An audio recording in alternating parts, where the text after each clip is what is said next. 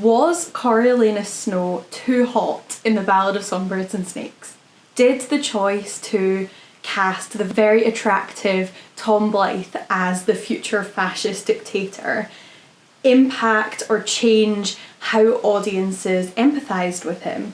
Hello everybody, my name's Kirsty and today I want to talk about how what we see visually can affect what our expectations of people's character is. I was a huge Hunger Games fan when the original series first came out. I think I was about 9 when I first heard about the whole series in sort of 2010 or 2011, and I read all the books. I finished Mockingjay around about the same time that the first film came out, when I would have been 10. I saw each of the films as they came out in the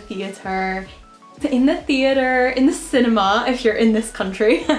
However, when The Ballad of Songbirds and Snakes came out in 2020, I didn't actually read it. I think I'd kind of just stopped reading for fun at that point. I was a big reader as a kid, but then I'd stopped reading for the fun. I was in uni, I was also in lockdown, I was working as a key worker, so it just did not come together for that moment. However, then when the film of that Ballad of Songbirds and Snakes was due to come out, I had said to my friend Katrina, who had seen all the other Hunger Games films with as they were coming out, we need to go and see this, you know, like, who are we to break the tradition set down from our teenage selves?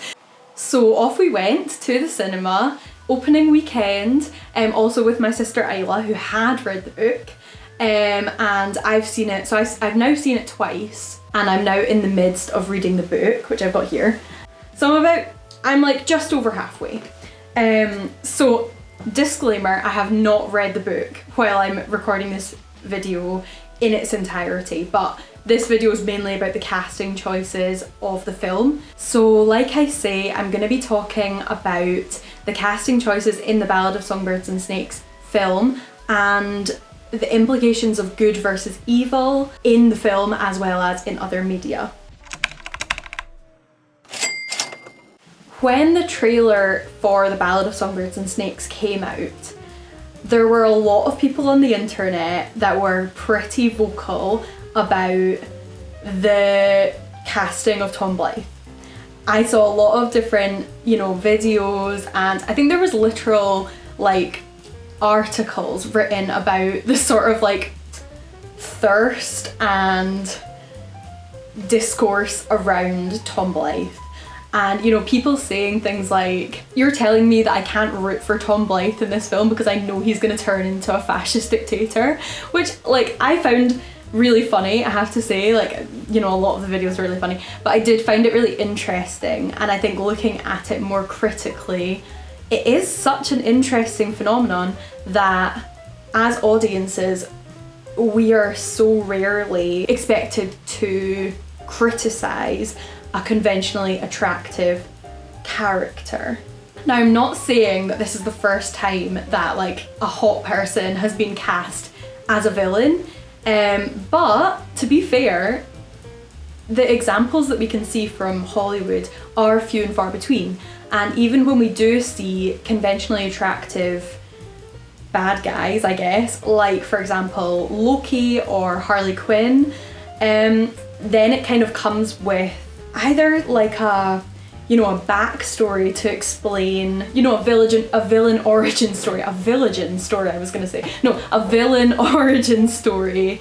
to kind of explain how they were wronged and therefore they're somewhat justified in their actions, or they're portrayed as this kind of quirky, unhinged villain, but the audience is kind of rooting for them, in the case of Harley Quinn, for example, she's mentally ill, but you're kind of in a quirky sort of fun way.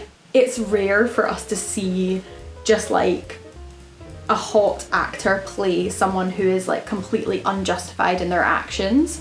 A lot of people, I think, expected The Ballad of Songbirds and Snakes to be a justification for Snow, and a lot of fans were quite rightly put out by that. Because the Hunger Games franchise stands very much with the oppressed, and the way that Suzanne Collins has written the series, it's very similar to our real world, but it does stand with the districts. So it would seem really off to then all of a sudden justify Snow's journey. I think because it's so linked with our real world, that would imply that real world dictators who have done awful things to real people, currently and in the past, they were justified. And that definitely didn't sit right with people. They didn't want to see a story about how Snow had been, you know, hurt in the past, and that therefore that's why he was the way he was. Thankfully, I would say that The Ballad of Songbirds and Snakes does a really good job of portraying how Snow, although he's not a complete awful person when we first meet him,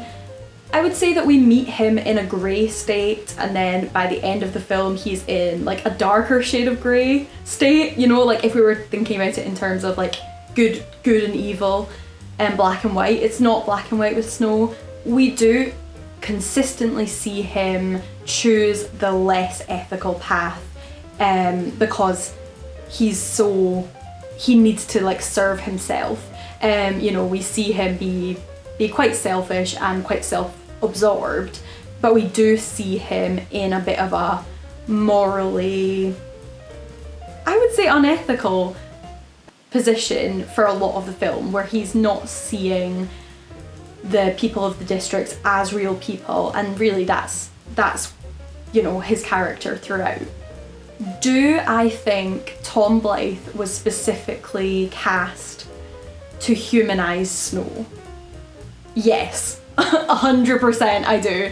When I was watching the films, what I was more interested in terms of Tom Blyth's appearance was whether it was a believable portrayal of a young Donald Sutherland.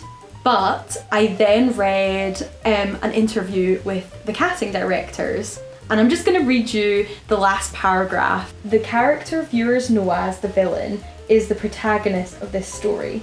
It had to be someone you would root for, so likeable that you could see past your existing perception of Coriolanus.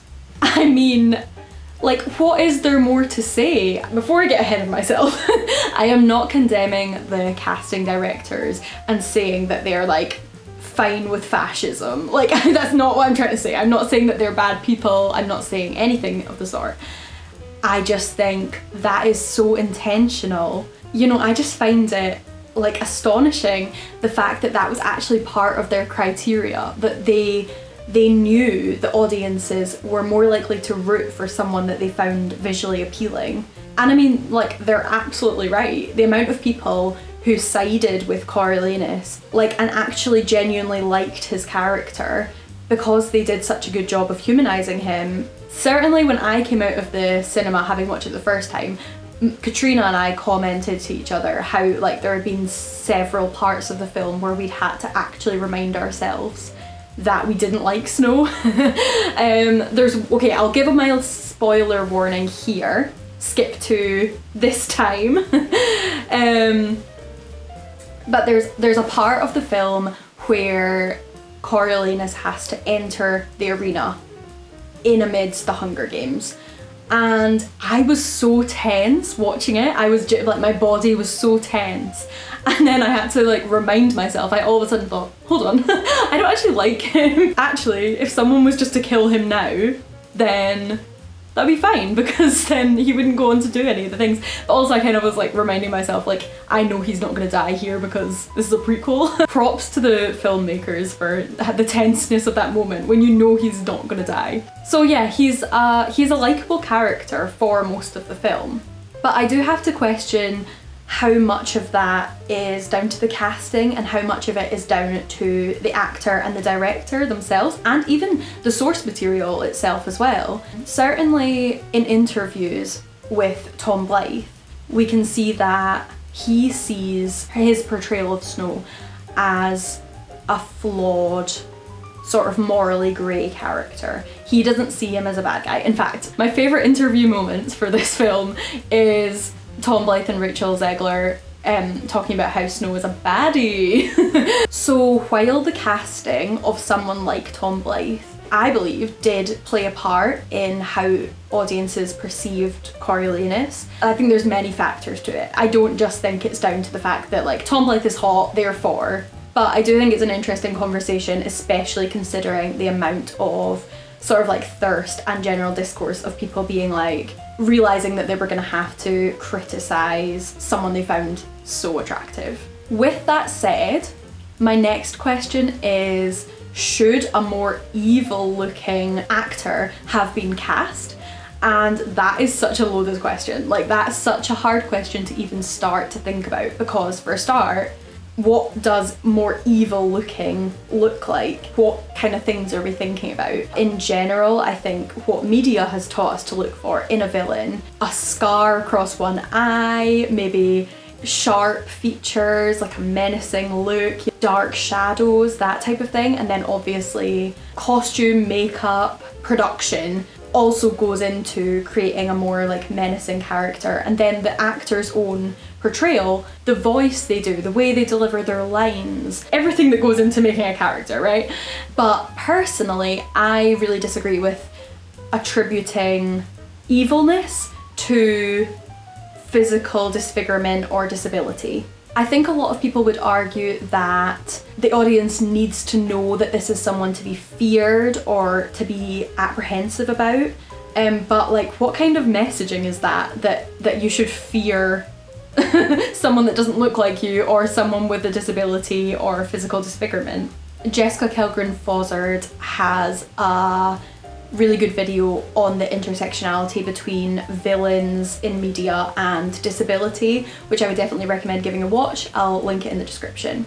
With all of this said, in the Ballad of Songbirds and Snakes, we do see both physical disability and facial disfigurement. We have Casca Highbottom, who is played by Peter Dinklage, and Highbottom is the dean of the academy that Coriolanus attends. And Peter Dinklage, the actor, has dwarfism, a type of dwarfism called achondroplasia. So Dean Highbottom's not really a villain.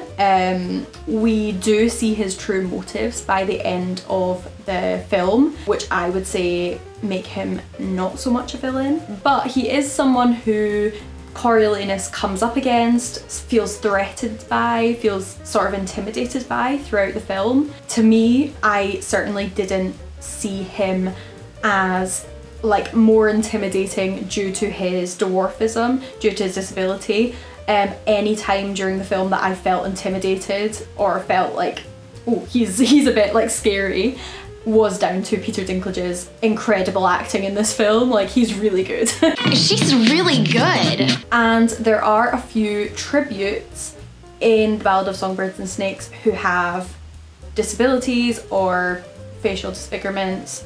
We have Kjell Brutscheid, who plays Tanner from District 10, and the actor, and then by default character, has some sort of condition that one of his eyes is closed or like almost fully closed. There's nothing on the internet to like confirm what that's due to, and like, I'm not a doctor, so I'm not going to speculate. But whether that's due to something he was born with or an injury, I don't know.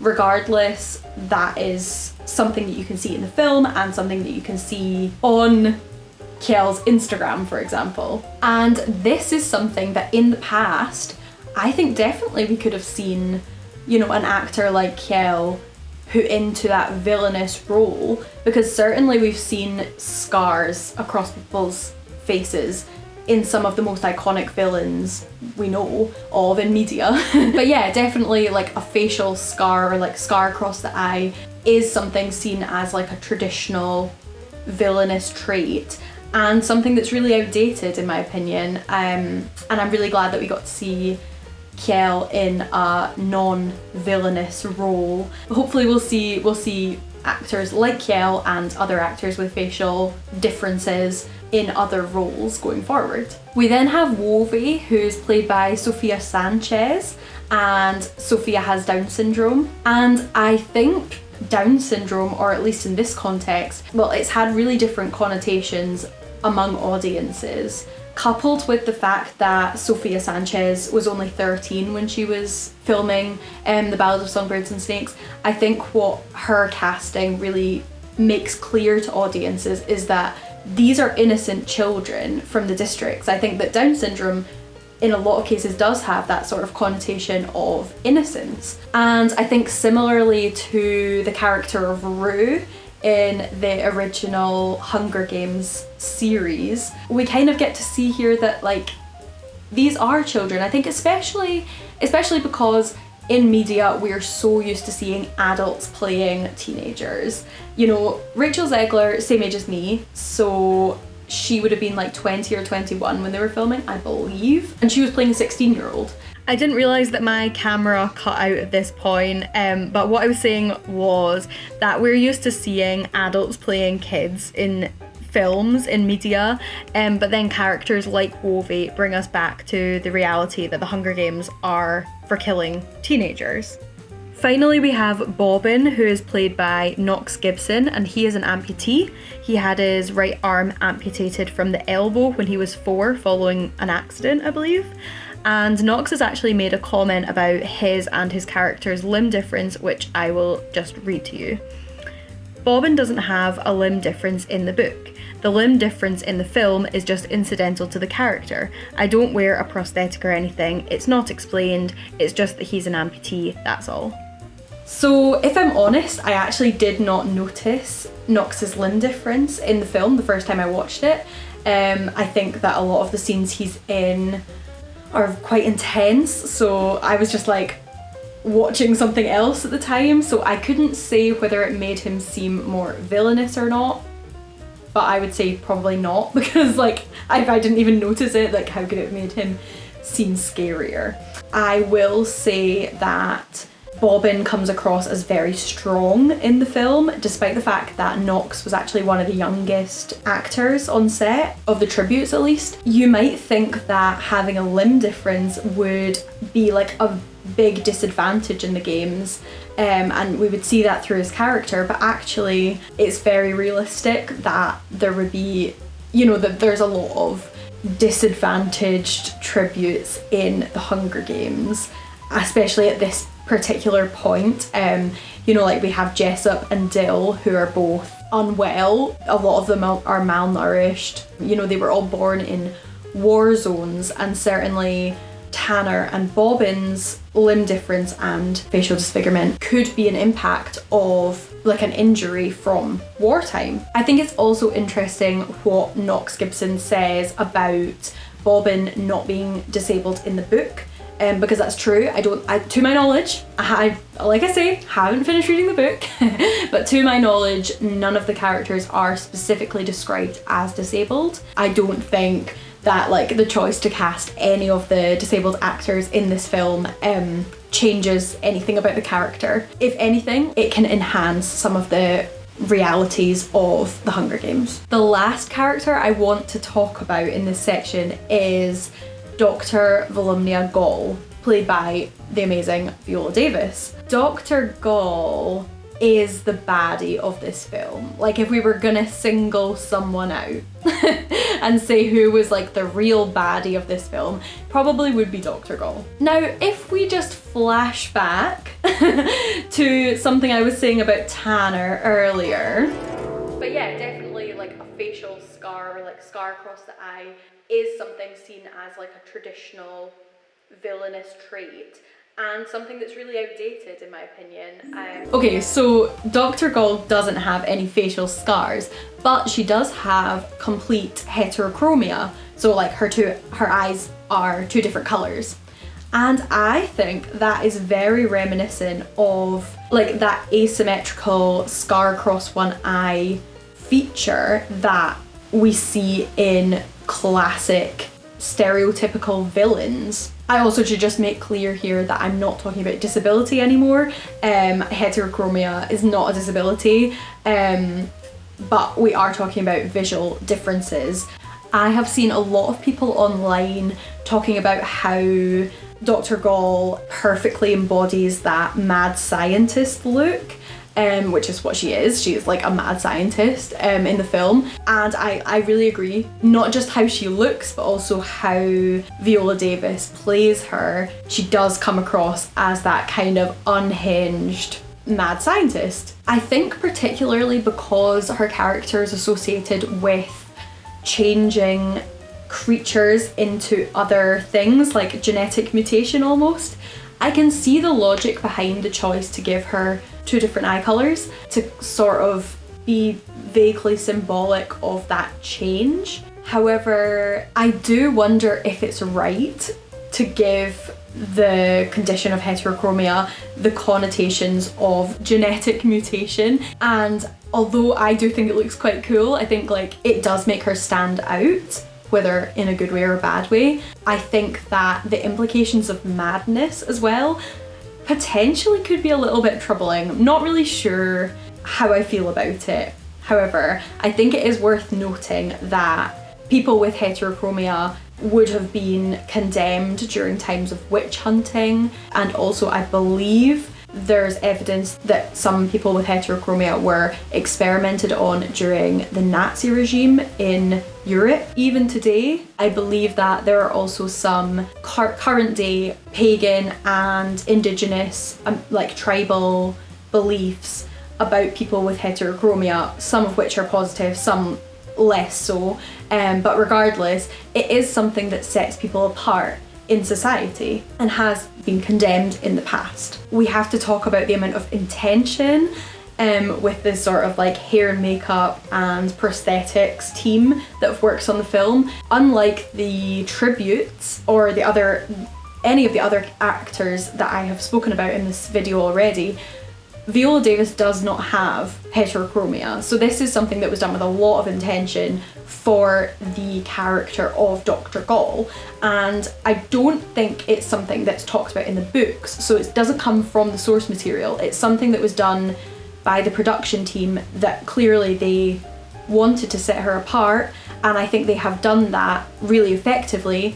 However, I do think there is a moral question, particularly when we think back to that villain look and seeing someone who is different or has some sort of facial difference as evil. I also I want to say, similarly to Peter Dinklage, you know, Viola Davis is an incredible actor and like she's acting her heart out in this, but I just don't necessarily think that she needed one blue contact lens to portray that sort of like mad scientist character that she's going for.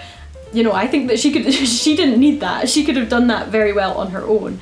Generally, I think the casting in this film is really good, and all the characters that I've spoken about, I think they give excellent performances, the actors. I think it's great in terms of inclusion that we do see disabled actors taking on various different roles, a variety. Like Knox Gibson said, a lot of these disabilities are just incidental to the characters, you know, the actors that have been cast that have a disability. I'm unaware of how intentional some of those casting choices were. I do think that with Wovi, that was done with intention, and that's not in the book. It's not in the book that she has Down syndrome, but I think that that was done with a lot of intention. But it's hard to say, really, because it's all just speculation. I don't know for sure what was going through the casting directors' minds when they chose each of those actors, but I think they all give really good performances. I read a very interesting article from JUNKEE, I'll link it below, and it brought up an interesting point about specifically Peter Dinklage and Viola Davis's characters, because we see them both in positions of power within the capital. And I think it's interesting that this is called into question in this article, because it's not something that I thought about when I was watching the films. I had not originally questioned the fact that two of the most powerful people in the capital that we see in this film are a black woman and a man with dwarfism, because I was like, this is set in the future, like of course that would be normal, that would be the case. But what I failed to remember was that the sort of class divide that we see in the books and the films was not the only point of segregation that we see in the books. In the books, very clearly there is racial segregation that's set up that we don't see in either the prequel film or the original series films. With the exception of District 11, which in the original films and the Ballad of Songbirds and Snakes, I guess, is seen as solely black, or at least almost exclusively black. And District 12, which in the original series is seen as almost exclusively white. We see actors of a variety of races portraying characters in the rest of the districts and the capital. Like, disclaimer, most of the actors are white, but we do see black actors and other actors of colour in the other districts. For example, we have Cinna, Enabaria, Commander Paler, Boggs, you know, and they're from across the country. So the films don't really go in so hard on the racial segregation the way that the books do. So I think it's expected that we don't see that in the film of The Ballad of Songbirds and Snakes either. In The Ballad of Songbirds and Snakes, it's slightly different in terms of District 12. We see Lucy Gray and Jessup Diggs both portrayed as people of colour. So that's different to the original series where, like I said, District 12, I think, like, you can see in the reaping scene, it's just like a sea of like Peely Valley white children. I think that Rachel Zegler is a lot more similar to the complexion that Katniss is described as having in the books, but after like a decade it's kind of hard to visualise her in any way other than Jennifer Lawrence. So yeah, like I say, the racial segregation is not the same in the film as the books, but this article did bring up a valid point, I think, about the fact that is that realistic to see Viola Davis and Peter Dinklage portray powerful people in the capital when that racial segregation and, you know, general oppression is meant to be present. I'm not going to go too much further into race in this video. If you are interested and if you've not seen The Day Rue Became Black, that will be linked in the description. Definitely go and watch it if you haven't already. So this article by Rachel Ulatowski explains why the diversity and inclusion in The Ballad of Songbirds and Snakes makes the story better. Ulatowski argues that when you think about it, isn't it a bit unlikely that all these tributes chosen at random would all be able-bodied? This batch of tributes feels more like what the reality would be at some of these games, especially because there is no evidence the capital distinguishes between tributes. It doesn't matter to the capital who is chosen. If their name is reaped, they have to participate. No accommodations are made if a tribute is little more than a child, has Down syndrome, or is an amputee. They get tossed into the arena like everyone else. Personally, I really like this point of view, and I think that the casting of the tributes in this film is pretty close to perfect. I have no complaints at all. I think it's really good. I think it is interesting to compare this point of view to that presented in the JUNKEE article by Mariana Salem that I mentioned earlier, because while they do contrast each other, they also complement each other, and I think it's talking about different sides of the same coin. I think from this video what I want people to take is not all of my opinions. I kind of just want to present some of the research that I've done into this and some of the ideas I've been thinking about, and kind of let you make up your own mind, because both articles make really good points about power and discrimination. I think that it is important to think quite critically about some of the media that you're consuming, because a lot of media is very intentional and a lot of it's quite obvious, but a lot of it is way more subtle, and that's why sometimes these things can like seep into our subconscious without us even realizing. And that brings me perfectly on to the next question, which is, why do we expect villains to have physical differences? It seems to be because something in our psychology tells us to fear the unknown, or tells us to fear things that we've not seen before, but it's really hard to pinpoint the reason why. Like a lot of things, it's part of a vicious cycle where, you know, people with physical differences are seen as scary, and then they're therefore cast in scary roles or villainous roles in media. In the real world, you cannot gauge how someone is personality-wise by how they look. And I think that it would do audiences good to see more characters like Coriolanus Snow played by actors like Tom Blyth, to sort of like challenge them to see attractive people in a position that they have to be criticised by the audience, you know, rather than just like expecting nothing of audiences and expecting them to just see handsome men and beautiful women as good and like unconventionally attractive, like ugly actors as bad. I'd like to think that people would have like the critical awareness to deal with that, but I just don't know, to be honest. Like, I don't know if they would or not. Maybe I'm too optimistic of society in that way. In terms of disabled actors, I think we should be seeing more of them, but not just in villain roles. In Doctor Who, they recently changed the character of Davros from being, he had previously been a wheelchair user, and they have now made him no longer a wheelchair user, because they felt that exactly what I'm saying, you know, like that shouldn't fit into the category just of a villainous role. But what I really liked was that instantly they created a new disabled character, and cast Ruth Madeley, who has spina bifida, in that role, and that's a much more positive character.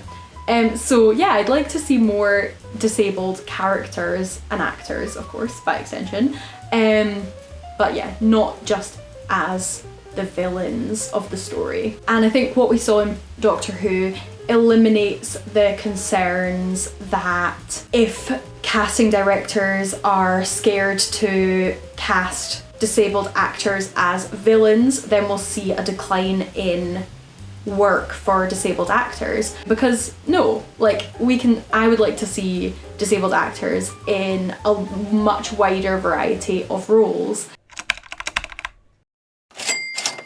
So now I think it's important to address pretty privilege. Pretty privilege! Pretty privilege is basically the phenomenon where conventionally attractive people are treated way better than less conventionally attractive people by society standards. And there are countless TikToks about people's experiences with pretty privilege. Specifically, I will say women, a lot of women talking about this, and it tends to be people who have experienced both sides of the coin.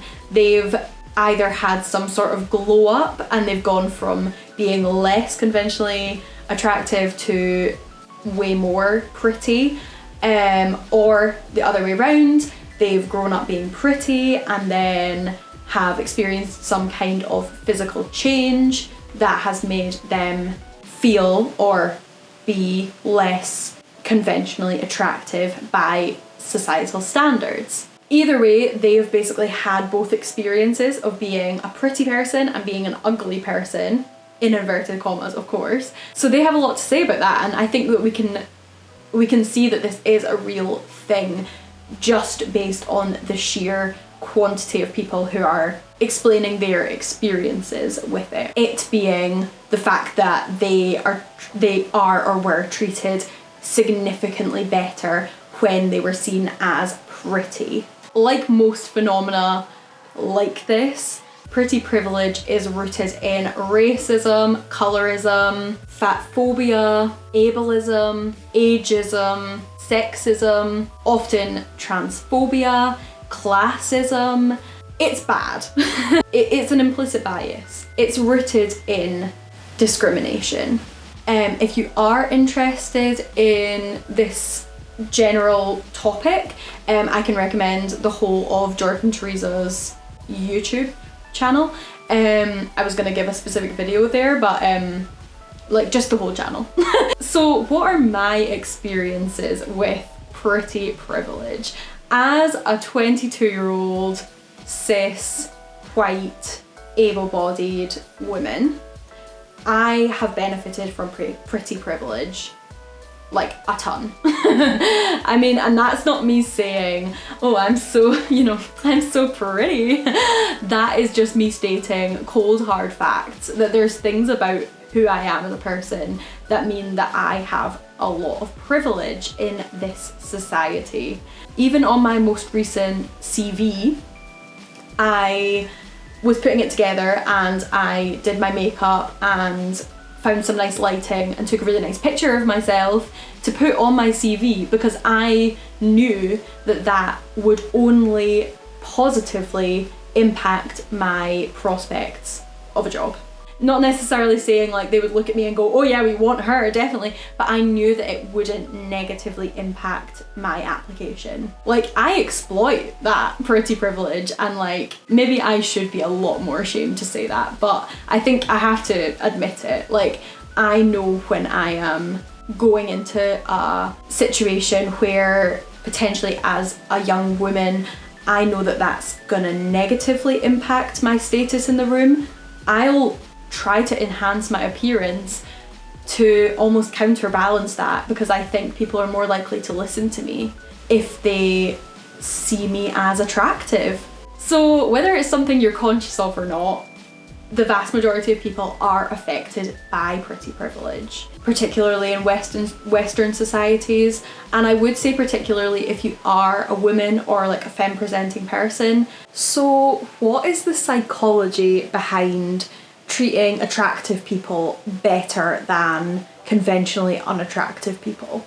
In terms of logic, it makes absolutely no sense. In fact, a 2023 paper called Physical and Psychosocial Correlates of Facial Attractiveness looked at the characteristics found in conventionally attractive people and conventionally unattractive people, and how they correlated with each other, I suppose. They found that with regard to pro-social behaviour studies conducted with experimental economic games, have found either no significant differences in behaviour between attractive and unattractive people, or differences in the opposite direction to that expected based on the beautiful is good stereotype.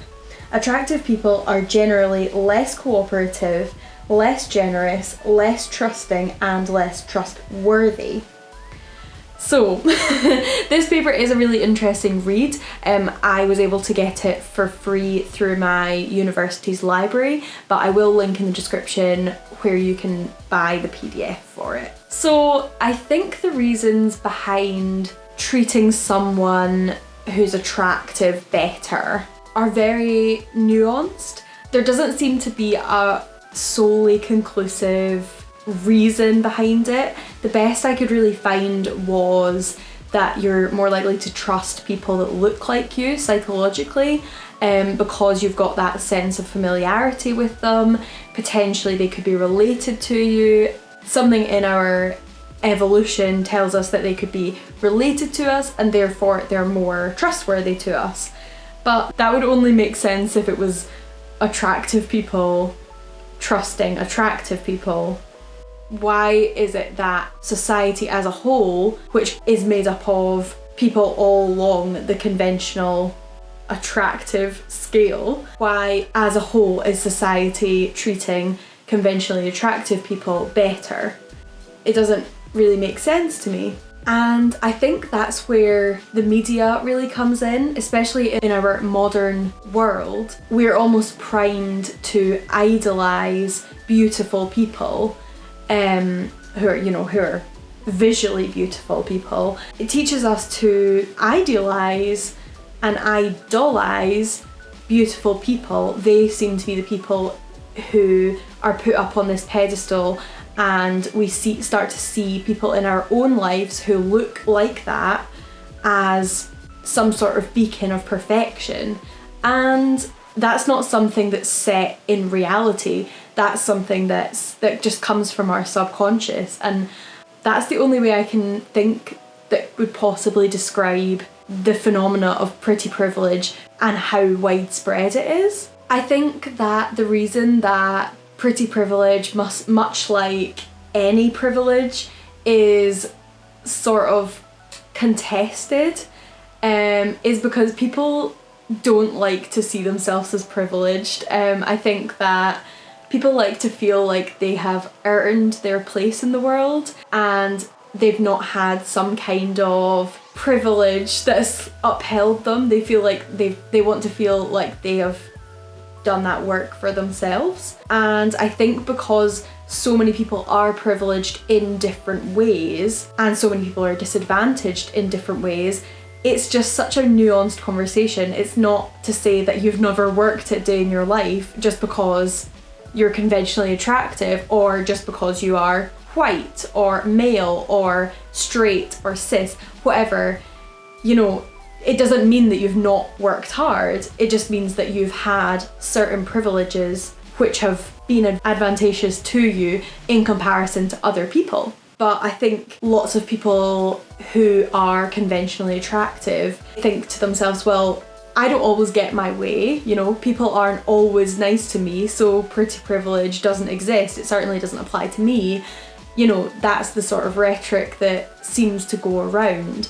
And of course, just because you're pretty, it doesn't mean that you're not gonna come up against challenges in your life, you know, but that doesn't mean that pretty privilege doesn't exist. Like, we can see from the cast of the Ballad of Songbirds and Snakes itself, just because someone is beautiful and conventionally attractive doesn't mean that people aren't going to be mean to them, or doesn't mean that they are just going to breeze through every challenge that they come up against. When we consistently see in TV and film characters who are, you know, kind, caring, compassionate, all-round lovely people, and they're played by actors who are conventionally attractive, then we link those attributes in our subconscious mind to those physical characteristics. And then vice versa, when we see characters who are mean, they're like power hungry, they're, I don't know, just unkind, and they're played by less conventionally attractive actors, then we connect those attributes with those physical characteristics, and that is problematic. You know, it's really damaging because it does seep into our everyday lives and our real world views, and it's just, the real world does not work like that. You know, I think this is what's really dangerous, is that we can see dictators rise to power due to their charisma and physical appearance often, and really they're not good people. I'm not saying that all good people look bad either, or all bad people look good. I'm just saying that we cannot judge a book by its cover. I mean, it's one of the most basic principles you're probably taught as a kid, but it's a lot more difficult than that when it's actually put into practice, because so many things in our society are telling us otherwise and are just telling us to judge people based on how they look. I mean, is there even a way to unlearn this as an attitude? To me, I think the only way that we as a society can start to unlearn some of these concepts is by being aware of it and just calling ourselves and our thought processes into question. Like so many things, once you're aware of it, you do start to notice it, and then you do start to unlearn it. But it's kind of like a bit by bit process. It's not going to happen overnight. You know, implicit bias is something that's ingrained in us from birth, realistically. So, you know, to sit here and watch a couple of videos or something like that, it's just not gonna happen. But I do hope that the whole societal dynamic can shift going forward, and hopefully as people do start to notice these things more, it can just be picked up on and become a lot more normalised to think about why we are making judgments of people, and really question that if it is to do with their looks, why are we making that snap judgment? I think that's everything that I wanted to say on this topic for now. I really hope you've enjoyed this video. I'm glad that I have actually got round to making it, because it's been something that's been on my mind for a while since I saw the film, to be honest, in November. Yeah, I know that I didn't go too in depth into some of the points that I was making, and I didn't maybe conclude a lot of them, but I did just want to kind of open up the conversation. So on that note, please share your views or share anything that I've missed and that you'd like to add to the conversation, whether it's about pretty privilege, whether it's about implicit bias, whether it's just about, you know, the Ballad of Songbirds and Snakes or the Hunger Games. I'd love to hear it. I'm hoping to make more videos going forward because I have a lot of opinions that I would like to share.